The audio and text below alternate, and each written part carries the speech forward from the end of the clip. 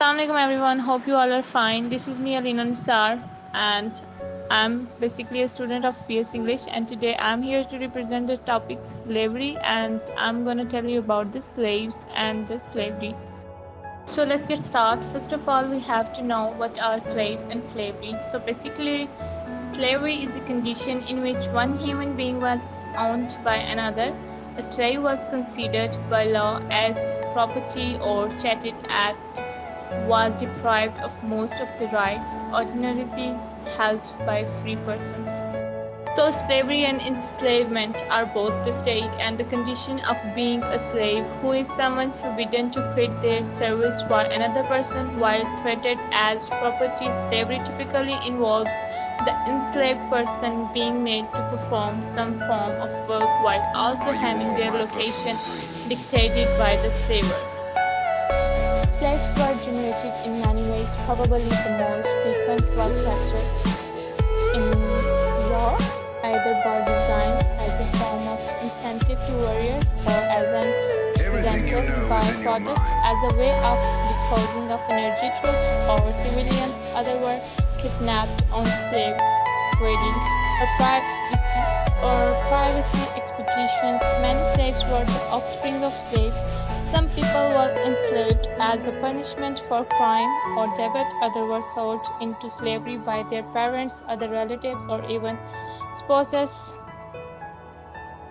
sometimes to satisfy debts, sometimes to escape starvation. A variant on the selling of children was the exposure, either real or fictitious, of unwanted children who were then rescued by others and made slaves. Another source of slavery was self-sale, undertaken sometimes to obtain an elite position, sometimes to escape destitution.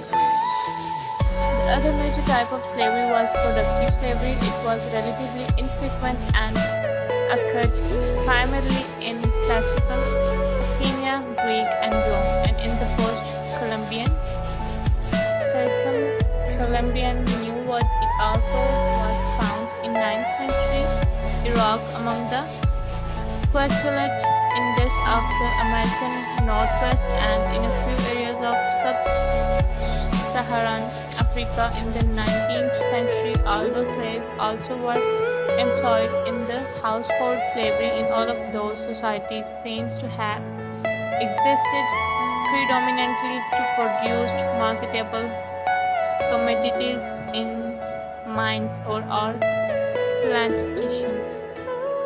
As a major theoretical issue is the relationship between productive slavery and the status of a society as a slave or a slave-owning society. In a slave society, slaves composed a significant positions, at least 20 to 30% of the total population, and much of that society's energies were mobilized toward getting and keeping slaves. In addition, the institutions of slavery had a significant impact on the society's institutions such as the family and on its social thoughts, laws, and economy. It seems clear that it was quite possible for a slave society to exist without productive slavery.